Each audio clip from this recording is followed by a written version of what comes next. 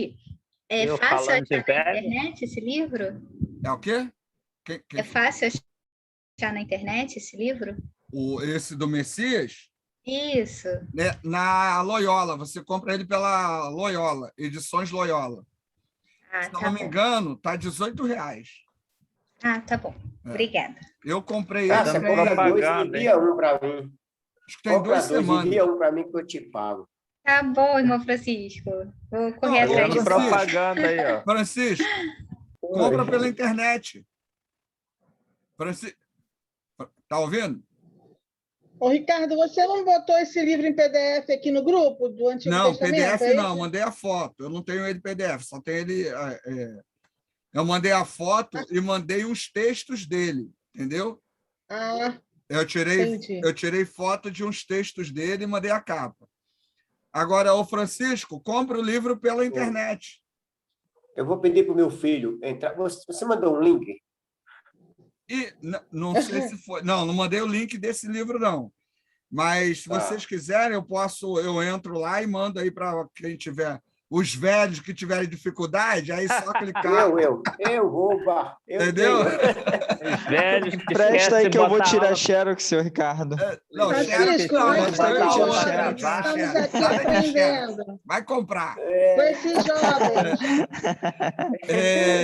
Eu entro lá e E jogo o jovens link depois para vocês preconceituosos, no grupo, Francisco. entendeu? Sim. Aí dá para pedir, entrega aí em São Paulo aí, entendeu? Tem o frete, né? Tá. Mas aí Beleza. eu paguei R$40 para entregar no meu trabalho, lá na escola onde eu trabalho, e Sedex, lá não entrega, é área de risco. Eu tive que ir na agência do Correio, palhaçada, né? Só porque a escola fica no meio da Lá favela. só com nada a ver. blindado, lá só com blindado. Não, mas eu recebo um monte de encomenda da escola, pelo Estado, que o Correio entrega. Aí, para mim, aí é área de risco. É absurdo, mas enfim. Mas dá para receber em casa, entendeu? Eu vou botar o link da livraria, aí vocês entram lá e se interessarem. Tem coisa legal lá, dá para fazer uma pesquisa legal e barata, né? Aí dá a lida lá, vale a pena. A Cássia ia falar mais alguma coisa aí. Fala aí, Cássia. Não, era isso mesmo, sobre o livro. Então tá bom. Isso, obrigada. Francisco falou. Jair, você ia falar alguma coisa? Cadê o Jair? Saiu? Não, então não ia falar nada, né? Então vamos lá. Então, o que a gente vai fazer hoje? Vou fazer esse grande resumo sobre o livro de Isaías, né? Para a gente tentar entender também, né? Um pouco mais. E, na medida do possível, trabalhar alguns textos, tá? Que não dá para trabalhar todos os textos, né? Na semana que vem, a ideia é trabalhar o livro de Daniel, né? Que eu tinha dito que é um livro interessante, e aí trabalhar também a perspectiva da apocalíptica judaica. E aí a gente tem 1 ou 2 aulas também sobre Daniel, que é um personagem interessante. O personagem também é fictício, né? Mas é interessante, e que tem as lições legais aí para a gente trabalhar, tá? Então, vou botar o slide aqui. Qualquer pergunta, dúvida, aí você fala aí, intervém aí, que aí a gente dialoga aí. Estão vendo aí o slide? Sim. Então, vamos lá. Profeta Isaías. Sim. Umas informações, né, sobre a mensagem de Isaías. No livro de Isaías, lemos que a injustiça social tem suas raízes no coração do homem. No indivíduo está o motor da totalidade dos males. Tudo depende das escolhas que ele faz, pois é em cada indivíduo que se encontra a cobiça, a vaidade, a prepotência, a arrogância, bem como lados opostos destas coisas, né? A virtude e o bem em todas as suas formas. Lembrando o seguinte, gente, o livro de Isaías é um livro, né, que se enquadra no que a gente chama de movimento profético, e como profeta, Isaías vai falar dessas questões de injustiça, vai fazer apelo à justiça social, vai fazer denúncia do erro, né, e da proclamação dos desígnios de Deus. Então, todo livro profético ele vai tocar nesse assunto. Então, essa temática da injustiça é algo muito característico à questão dos profetas, né? Então, a gente não, obviamente, não vai deixar de ler isso também no livro de Isaías. Fala aí. Alguém vai falar? Não? Outro ponto aí, né? Uma demonstração dessas escolhas mal feitas é o lamento por Jerusalém, onde o profeta Isaías denuncia a corrupção que se dá através do dinheiro. Eu volto e meio, eu falo, né, com vocês, eu falo em tudo quanto é canto, né, sobre essa questão do dízimo, da teologia da prosperidade, né? Só que essa questão do dinheiro não é um problema da nossa época, apesar de parecer, né? É um problema, né, que vem desde que a sociedade está aí presente. Questão do dinheiro, do poder, da questão do poder aquisitivo, né? De comprar e vender, de manipular o outro, né? De se impor ao outro, mediante a pressão, né, financeira. Isso é muito presente em todas as épocas. E os profetas batiam muito nisso. Não é, gente, que a Bíblia, ou o movimento profético, ou o próprio Jesus defendiam a pobreza. A Bíblia não defende a pobreza. A Bíblia defende o pobre, certo? Isso é a perspectiva que a gente tem que entender. Bíblia não defende rico. Bíblia defende o pobre. Qual é o papel do rico em relação ao pobre? Ajudar o rico. O papel do rico é ajudar o pobre. Não é o rico deixar de ser rico, mas é deixar de ser ganancioso, egoísta, né? Opressor, por exemplo. E o pobre? Né? O pobre é aquela pessoa que precisa ser ajudada, né? Nessa perspectiva social. Então, você vê muito dos profetas esse apelo, né, à questão de uma vida justa, de uma sociedade justa, né, para que o pobre ele possa ter pelo menos o mínimo para viver. A ideia seria essa. Não é que todo mundo seja rico, né? Não é a defesa do socialismo ou do comunismo, né, como muita gente também quer dizer ou queira defender, mas é a ideia de você ter uma vida justa para todo mundo, pelo menos isso. Tá certo? Então, essa questão da corrupção através da questão financeira também está presente no livro de Isaías. Então, Isaías é um texto que vai muito além dessa questão do Messias, ou de falar de Jesus. Existe uma profundidade teológica muito grande no livro de Isaías.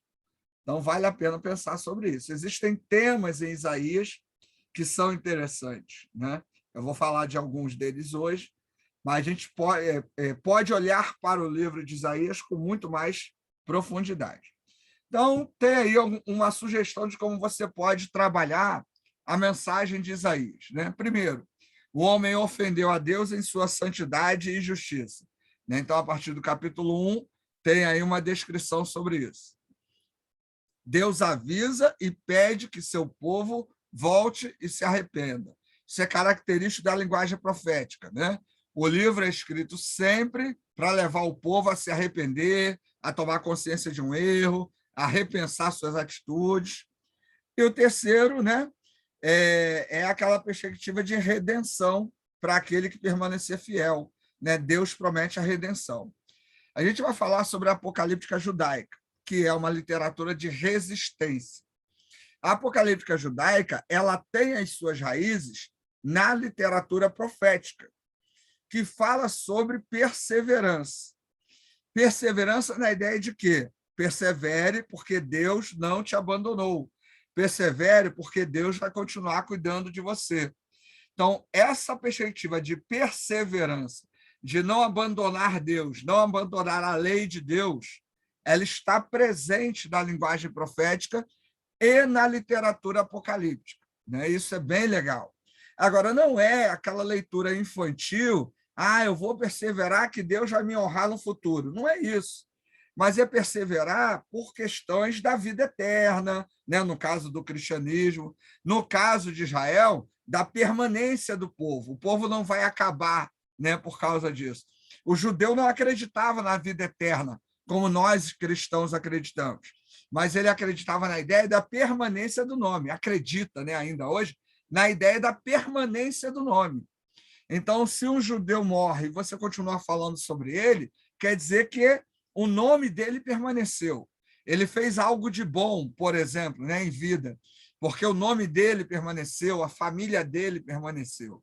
Então, isso para o judeu era um motivo de honra, né? Então, continue fiel a Deus, que você não vai desaparecer, né? Simplesmente, né, da terra. O teu nome, a sua família não vão desaparecer simplesmente, não vão ser ignorados, né? Essa é uma percepção também que a gente tem que ter clara em relação ao Antigo Testamento. Céu, vida eterna, inferno, Satanás, demônio, nada disso faz parte da linguagem do Antigo Testamento.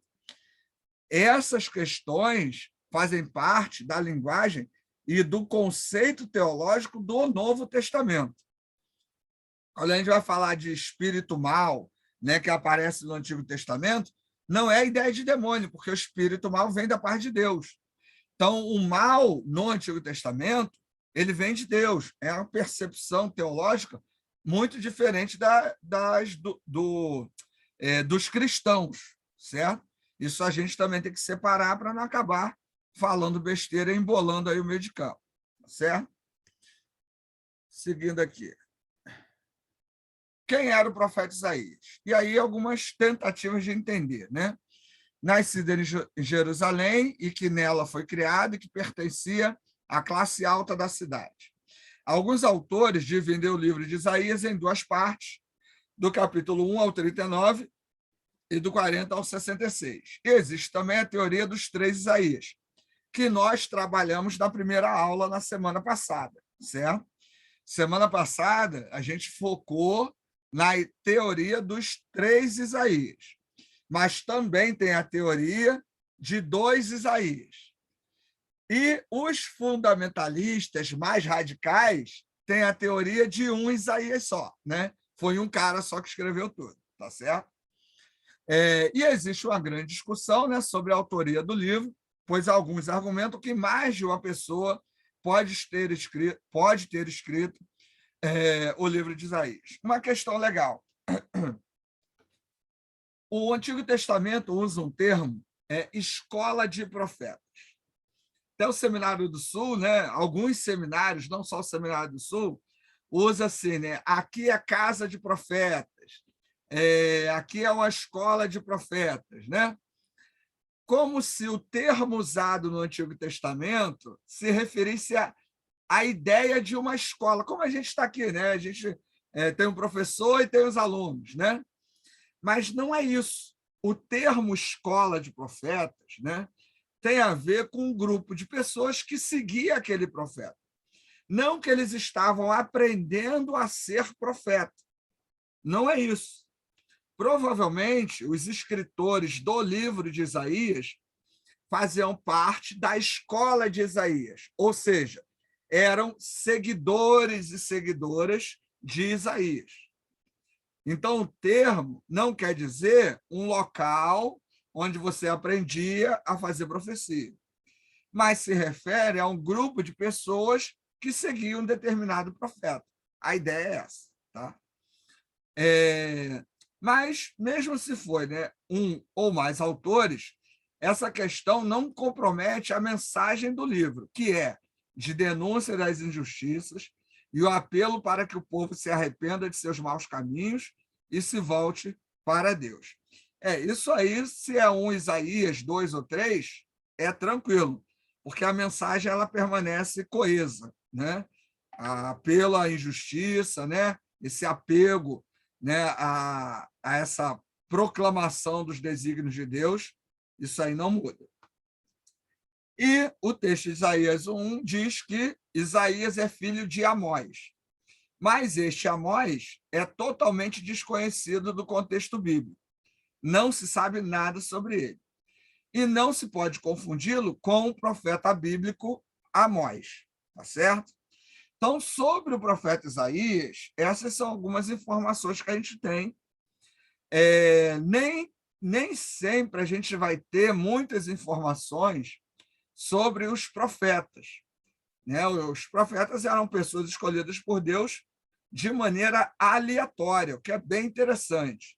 Então, tinha alguém lá que era rico, que tinha estudo, e tinha um Zé Ninguém lá que ninguém conhecia. Deus escolhia de maneira aleatória. Quais os critérios para ser um profeta? Não tem, né? O Antigo Testamento não coloca aí um critério para ser profeta. Realmente não tem como saber, né? Dito isso, eu queria falar sobre a chamada de Isaías. Lá no capítulo 6 de Isaías, do verso 1 até o verso 13, a gente vê a chamada de Isaías, né? É interessante que, no geral, a chamada dos profetas vem no início do livro. No livro de Isaías, ele vem no capítulo 6, né? Então, essa estrutura diferente é legal, né? Interessante aí. Então, eu vou ler alguns versículos aqui, vou comentar, só para a gente ver algumas particularidades nessa chamada, tá certo? Alguém quer falar alguma coisa até aqui? Alguma pergunta? Não? Qualquer coisa aí, só intervir. Tirar aqui do slide. Vou ler o texto aqui, tá? Isaías 6:1.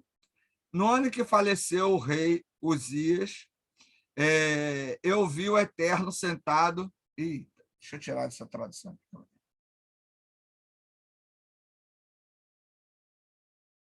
botar uma traduçãozinha melhor aqui. No ano da morte do rei Uzias, eu vi o Senhor assentado sobre um alto e sublime trono, e as abas de suas vestes enchiam o templo. Serafins estavam por cima dele, cada um tinha 6 asas, com 2 cobria o rosto, com 2 cobria os seus pés e com 2 voava. Primeira coisa aqui, no Antigo Testamento, né, tem algo que acontece que são as teofanias. O que é uma teofania? É o aparecimento da divindade, é um aparecimento divino, é um vislumbre da divindade. Na perspectiva do Antigo Testamento, Deus não aparece para os homens e para as mulheres. Por quê? Porque Deus é transcendente, um Deus que está além da nossa realidade. O Deus que é imanente, que está na nossa realidade, ele aparece no Novo Testamento, na pessoa de Jesus Cristo, que é o Deus encarnado, o Emanuel. Mas essas visões sobre a divindade, sempre que o Antigo Testamento vai apresentar, apresenta como coisas mirabolantes, né? Como grandes espetáculos e de grande temor. Por quê? Porque, na perspectiva dos autores, né, do Antigo Testamento, a percepção da divindade era sinal de destruição, porque a questão da divindade ser muito santa, ao ter contato com um pecador, o pecador ia ser destruído, tá certo? Então, é isso que acontece aqui em Isaías 1, Isaías 6, né, 1 em diante. E clamavam uns para os outros, dizendo, né, os serafins, Santo, Santo, Santo é o Senhor dos Exércitos, toda a terra está cheia da sua glória. Já vou logo avisando, Santo, Santo, Santo é um recurso léxico, é um recurso gramatical para falar sobre a santidade de Deus, ou seja, Deus é santíssimo. Deus é muito santo.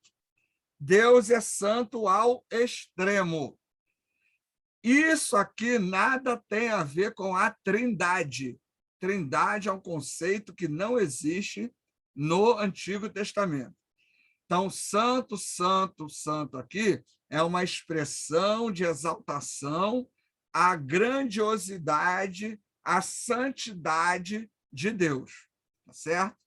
Que aí tem gente que fala que um santo é Deus, outro santo é Jesus e outro santo é o Espírito Santo. Não, isso não faz parte da teologia do Antigo Testamento.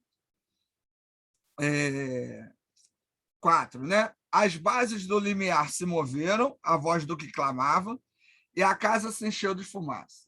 Então disse eu, ai de mim, estou perdido, porque sou homem de lábios impuros, habito no meio de um povo de impuros lábios, e meus olhos viram o Rei, o Senhor dos Exércitos. Então um dos serafins voou para mim, trazendo na mão uma brasa viva, que tirara do altar com uma tenaz. Com a brasa tocou a minha boca e disse: eis que ela tocou os teus lábios, a tua iniquidade foi tirada e perdoado o teu pecado. Depois disto, ouvi a voz do Senhor que dizia: a quem enviarei? E quem há de ir por mim? Disse eu: eis-me aqui, envia-me a mim. Então disse ele: vai e dize a este povo: ouvi, ouvi e não entendais. Vede, vede, mas não percebais. Torna insensível o coração deste povo. Endurece-lhe os ouvidos e fecha-lhe os olhos, para que não venha ele a ver com os olhos, a ouvir com os ouvidos, e entender com o coração, e se converta e seja salvo. Então disse eu: até quando, Senhor? Ele respondeu: até que sejam desoladas as cidades e fiquem sem habitantes, as casas fiquem sem moradores e a terra seja de todo assolada. E o Senhor afaste dela os homens, e no meio da terra seja grande o desespero. Mas se ainda ficar a 10ª parte dela, tornará a ser destruída, como terebinto e como carvalho, dos quais, depois de derribados, ainda fica o toco, assim a santa semente será o toco. Para que Isaías foi chamado? Para levar a mensagem de destruição para o povo, né? Ou seja, ele ia se dar mal com essa história aí, porque ele não está levando mensagem de esperança para ninguém, né? Essa primeira chamada dele é para dar um puxão de orelha no povo. E aí tem algumas figuras aqui para ilustrar, né, essa mensagem que é terrível. É terrível por quê? Porque o povo está afastado de Deus, tá certo? Não é que Deus é mau e está simplesmente julgando e querendo maltratar o povo, mas o povo vai sofrer as consequências de suas escolhas, que é aí o afastamento de Deus.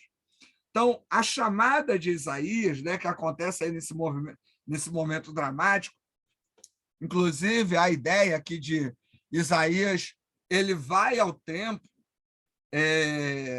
no ano da morte do rei Uzias, né? Para Isaías, esse rei foi um bom rei, né? E parece que ele vai ao templo ali buscar uma espécie de consolo, de conforto, né? Porque está triste, né? E em meio a isso ele tem aí essa visão, né, sobre a divindade, né, essa teofania aí acontece. Então, o capítulo 6, ele inaugura aí essa chamada de Isaías, que é para levar essa mensagem, esse puxão de orelha ao povo que está lá fazendo coisas erradas, tá certo? Então, só nesse capítulo tem a questão da santidade de Deus, né? Tem a questão da chamada do profeta, que é legal, né? Vem aí através dessa visão, né? Ah, Ricardo, essa visão é real, não foi, né? Aí aquilo que a gente tem conversado, vai depender da sua abordagem. Perspectivas mais tradicionais, foi real. Nas perspectivas mais críticas, isso é simbólico, né? É uma chamada, é um evento simbólico para inaugurar ali o início da caminhada dele. E aí depende muito da sua abordagem, tá certo? Está acabando o tempo dessa primeira aula. Alguém quer fazer alguma pergunta? Nesse texto, professor Ricardo, nesse texto, também tem aqui uma parte da adoração de Isaías, né? Eu fiz um trabalho uma vez lá no outro seminário que eu estava, eu fiz sobre a adoração de Isaías, sobre esse texto. Isaías adora o Senhor ali com a sua reverência, o seu serviço e o seu id, o chamado dele, né? Ele disse: usa-me a mim e envia-me a mim. Sim. Aí eu fiz esse trabalho sobre essa adoração que está dentro desse texto, não é isso? Então, quando não sei se vocês vão estudar ou se alguém já estudou sobre culto cristão. Pessoal ligado à música e à liturgia cristã usa esse texto de Isaías para falar sobre essa questão da adoração, né, que o Francisco levantou, Isso, e para exatamente. falar da estrutura do culto, que esse texto de Isaías serviria como uma referência. É uma abordagem, né? Para dizer assim, ó, primeiro eu chego ao culto, eu tenho um vislumbre da divindade, né? Um reconhecimento de Deus, que seria aí essa questão do verso 1 até o verso 4, né? A partir desse vislumbre, dessa percepção de Deus, no verso 5, eu tenho a questão do reconhecimento do meu pecado, né? O reconhecimento da minha impureza e da minha limitação diante desse Deus que é santo, que é extremamente santo. A partir do reconhecimento desse meu pecado e desse meu arrependimento, eu sou perdoado, né? Limpo por esse Deus do meu pecado, né? E aí o verso 6 e 7 vai falar sobre isso. E o final do culto seria aquele momento em que eu me dedico. E aí no verso 8, né? Vem aí a questão, a resposta de Isaías, né? Eis-me aqui, envia-me a mim. Então, com base nesses versículos, você teria uma estrutura de culto. Como é que o culto deve ser realizado? O culto começa com o vislumbre da santidade, da glória de Deus, o reconhecimento do meu pecado, o pedido de perdão, arrependimento e mudança, né? E a purificação feita por Deus, e a partir disso, a minha disponibilidade em aceitar o chamado desse Deus. E aí, seja para conversão, né? Seja para comprometimento, seja lá para o que for. Então, isso que você está falando é muito usado em alguns cursos, nesse texto, sim, né? Para falar sobre essa ideia da adoração, da liturgia do culto. Esse texto é usado para isso aí, pode ser usado dessa maneira. É uma abordagem também, entendeu? Muito bom. Tranquilo? Mais alguém aí? Também está acabando. Vamos sair desse link, entrar no outro e a gente continua, tá?